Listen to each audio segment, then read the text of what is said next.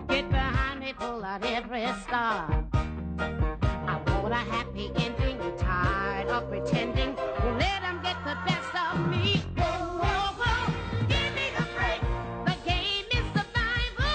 Give me a break and plan my arrival. Give me a break, for heaven's sake. What happened to my piece of the cake? Give me a break. Give me a break. Oh, give me a break. Give me a break. Hey, give me a break. Last week on Give Me a Break. Oh, it's Patrolman Mary Beth.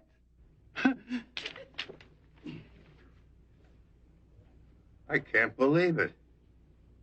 It is Mary Beth. Oh, come now. One of your own police women poses naked in a magazine, and you don't know anything about it? Hey, you're my kind of cop there, Mary Beth. Hey, Mary Beth, let's you and me commit a moving violation. Since you're so fond of taking off your clothes, turning your uniform, you're fired. Fired? You heard what I said. You're fired. I'm going to go to the Civil Review Board. I'm going to get my job back because I'm not going to take this lying down. To Mary Beth. Mary Beth. All right, I want to know who put this in my bed. Turncoat, traitor, sexist pig. It's for you, Chief. People who destroy beauty deserve to die in an ugly, ugly way. And there's nothing quite as ugly as the sight of blood and brains all over a police station wall. Which is exactly how it's going to be here in the next 10 minutes. When I blow you and your station to bits. Pete! I left my pencil back in the newsroom. I'll be right back. Nobody moves or I blow us all sky high right now! And now, the exciting conclusion of the Centerfold on Give Me a Break. Take it easy, pal. I'm not your pal. And at exactly 2:30 p.m., I'm going to blow this place so high it's going to rain cops for a week. Which means you all got exactly 10 minutes to say your prayers. Hey, no, your clock is slow. It's already 23 minutes after 2.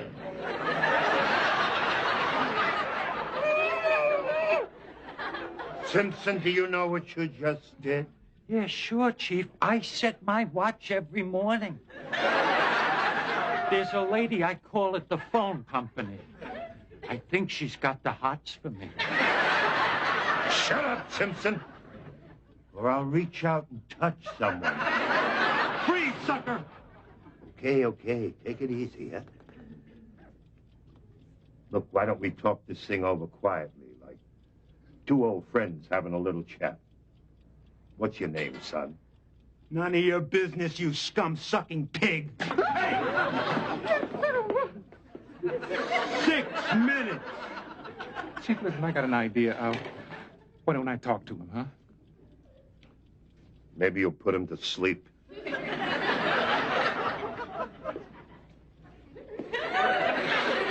Hi there.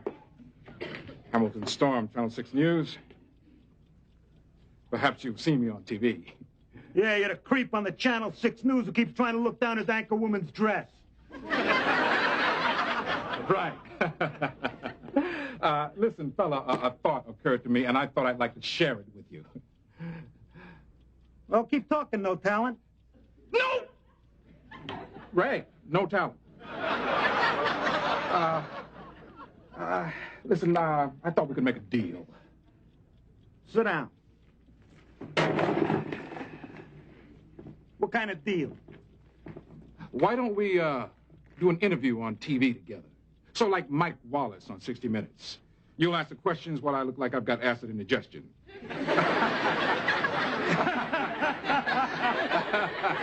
No way. Got a better idea. Why don't we do a 3-hour movie about your life? We'll even get a big star to play you. What do you think of Richard Simmons? You can't believe how much you disgust me. Get away from him. No! I can take it! By the way, you got the time? 4 minutes. What the hell are we gonna do now? I don't know, Chief. That's hardly time to boil an egg. We could rush him. No way. He's got his thumb right on the button. Listen. Why don't we say, how many people here got a bomb under their coat?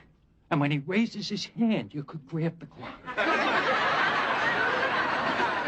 Simpson, I believe a piece of the rock fell on your head. Wait a minute. Why don't we let him talk to his mother? That always works. Oh, that's a great idea, Chief. Fella, you'd like to talk to your mother? Nah. She get mad at me. I stole the clock. You, come here. Me? You.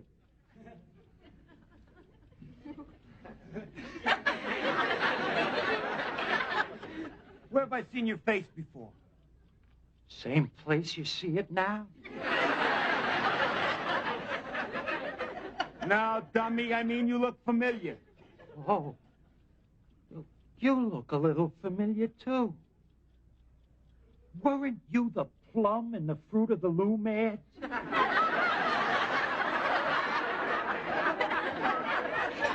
No. I don't even wear underwear. Oh, my. I know where I seen you. I seen you at that singles bar down on Central Street. The Gab and Grab? Yeah.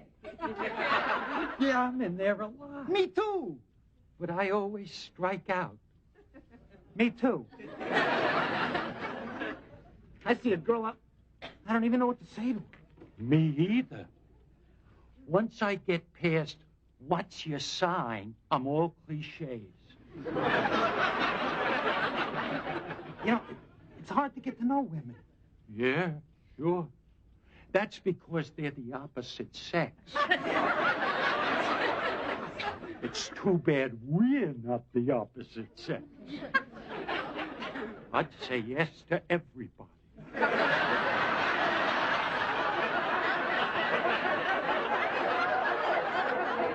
Like, there's this one girl I am crazy about.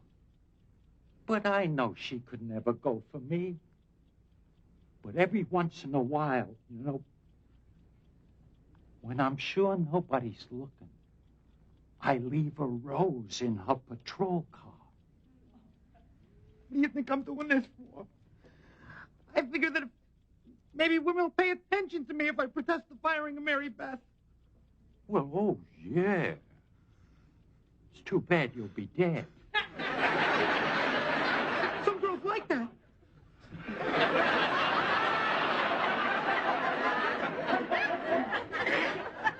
You know, it's kind of a shame you and I didn't meet before. We could have gone to the Gab and Grab and struck out together. At least we would have had somebody to talk to. Well, we still could. I mean, you probably gotta do some time for this.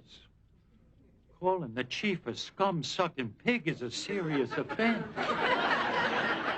But after you get out, you know. You mean it? Sure. I know what it's like to be lonesome. But you gotta give up this blow everybody up business. I don't know.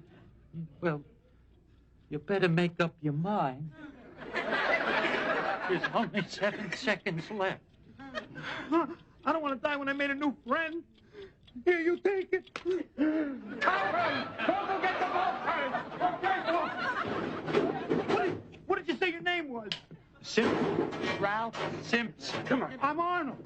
I'm Arnold Morrison. I'll see you when I get out, okay? Get him out! Get him out! Simpson! Congratulations. Oh, you took a big chance. You know, Chief, my whole life flashed in front of my eyes. That's when I knew I had nothing to lose.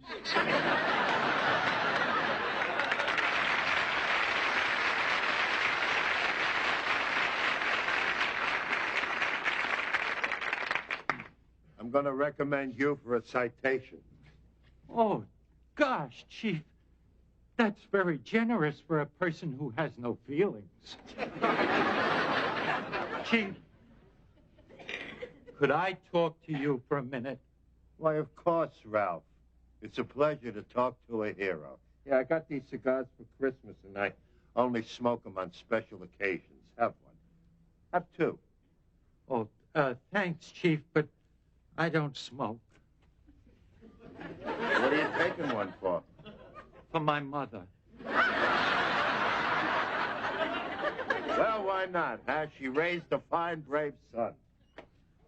Thanks, Chief, but when you hear what I'm going to say, you're going to want to cut my heart out.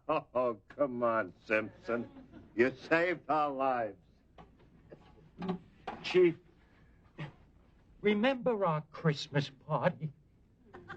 The one where Vogel was Father Time and Mary Beth was the baby New Year? Yeah? Well, see, the thing of it is, Mary Beth looked so scrumptious in that diaper. I took her picture and sent it into Joy Girl magazine.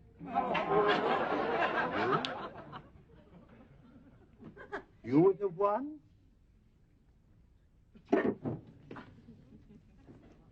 Your mother can get her own cigar. How could you be so stupid? It's the only thing I'm good at.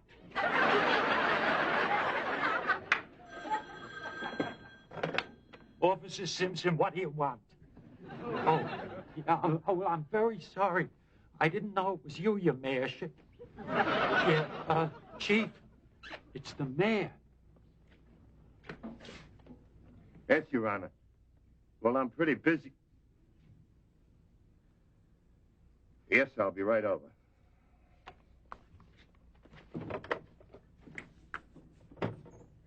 I gotta go down to the mayor's office. Simpson, you know where the morgue is? Yeah. Well, go down there and wait for me.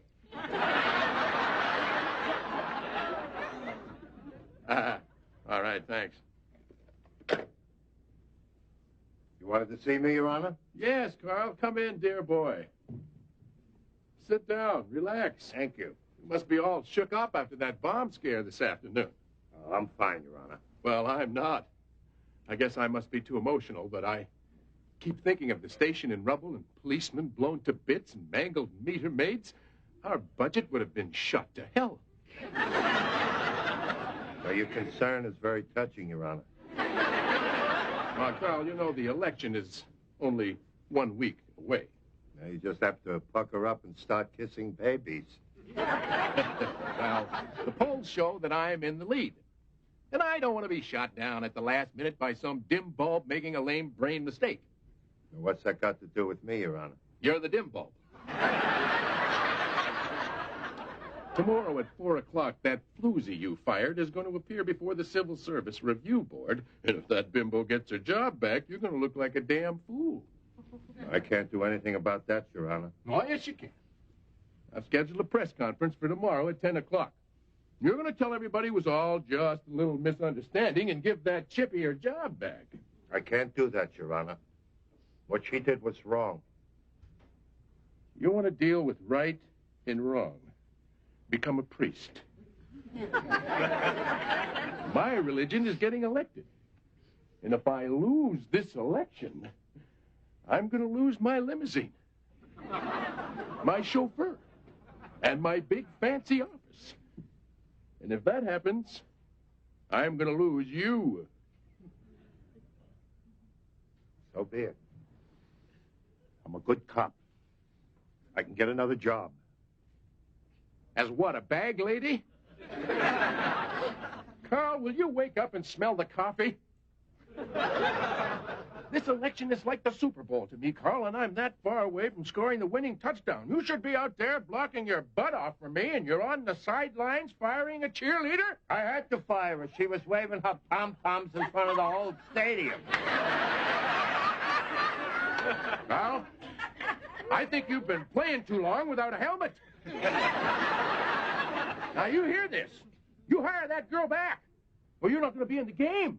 You're going to be outside the stadium hitchhiking to the unemployment office.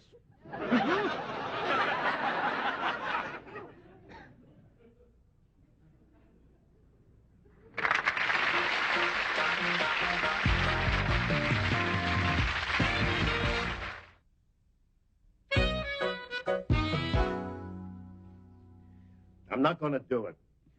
I'm not going to give that girl her job back. It goes against everything I stand for. Then sit down. No, Nell, I'm not taking this sitting down. Right again. Don't let that jive-talking, back-slapping gas bag of a mayor tell you what to do. You bet I won't. But I thought that gas bag was your boss. Samantha, watch your tongue. Have some respect for the office. Honey, you can't call the mayor a gas bag until you're old enough to vote. But, Dad, he is your superior. I mean, don't you have to do what he says? No.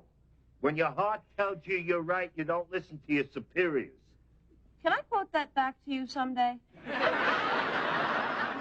It doesn't apply to fathers and daughters. Chief, did it ever occur to you that there might be two sides to the Centerfold thing? Two sides? You mean they photographed her rear end, too? I mean, two sides to the issue. You know, there are a lot of people out there that don't think Mary Beth did anything wrong. I'm one of them. Samantha, just for a minute. Stop thinking about Mary Beth's rear end and think about mine.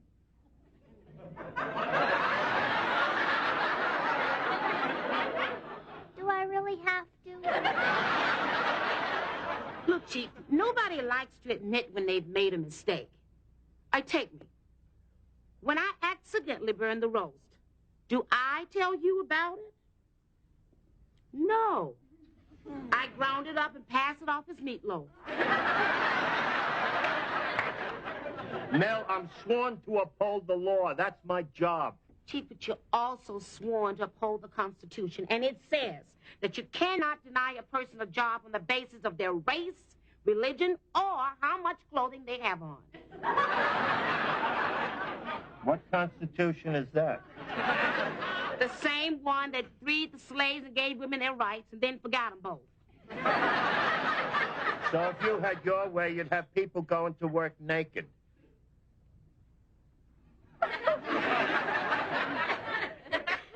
Sure would liven up the coffee break. Yeah, and everyone would know everyone else's business. You keep out of this. I did what I had to do. What if you were wrong? Look, somebody had to make a decision, and I had the courage to do it. Even Mother Nature makes mistakes.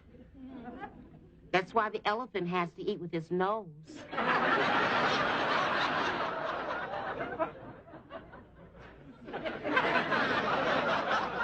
Okay, Dave, you're right there. Let's see. The mayor will be over here, and I should be about right in here. Fella, could you get out of the way, please? Hey. Instamatics to the rear. Okay. How's this? Hold it. You got my best side? You'll have to bend over.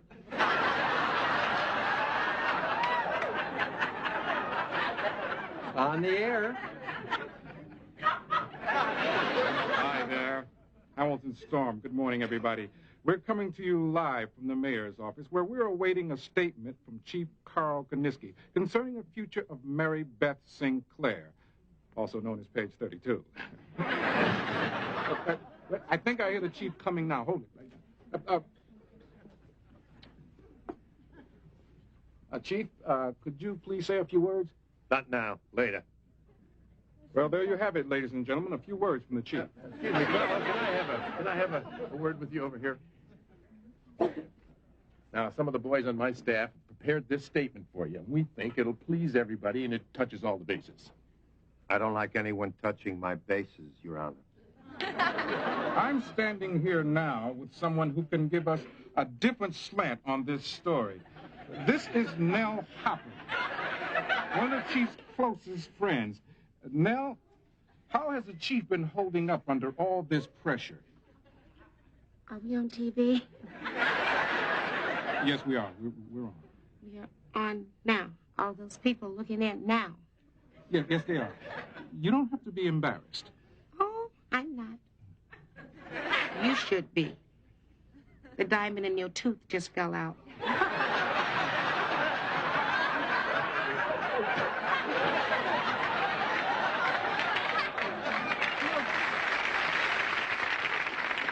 Ladies and gentlemen, members of the press, and all my good friends out there. You can count all his friends on the palm of one hand.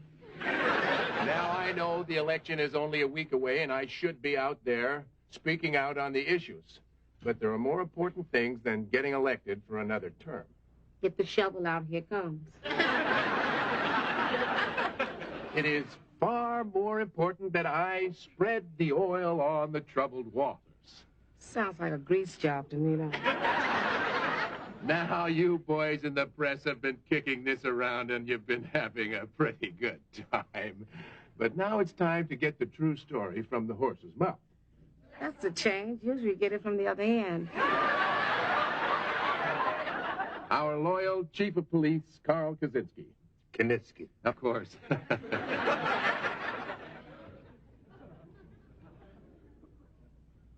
3 days ago, I fired one of my police officers for what I believed was an inexcusable moral offense.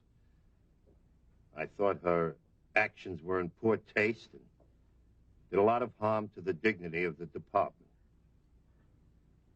Well, maybe I was wrong. I'm not saying I was wrong, just maybe. But in this country, you don't convict someone on a maybe. Mary Beth, I apologize. And I welcome you back to the Glen Lawn Police Department. And I make you this promise. I will never again interfere with your right to make a fool of yourself on your own time. Thank you, ladies and gentlemen. 1 second, fellas, 1 second. Carl, could I just have one word with you? That was great, Carl. You know, you're a stubborn mule, but I knew you'd come around to my way of thinking. Now, you got it wrong, Mr. Mayor. I didn't do that for you. I don't do things like that so you can get elected. Well, it's too bad.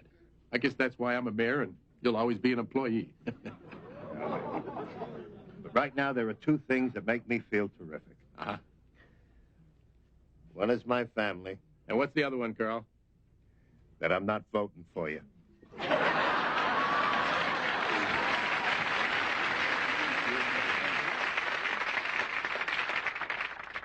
Congratulations, Mary Beth. I'm glad you got your job back. Thank you, Ralph. You know, I've secretly admired you from afar. Even from a near. Ralph, was that you who was putting roses in my patrol car? I hope you didn't sit on me. I should have guessed it was you. Listen, have you ever been to a bar called the Gab and Grab? Are you kidding? That dive where all the creeps hang out? Oh, yeah.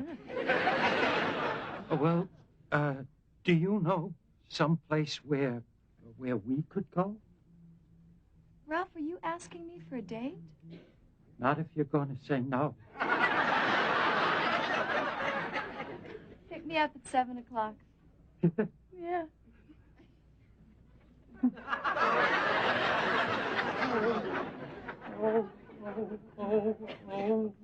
Oh, what a feeling. Toyota!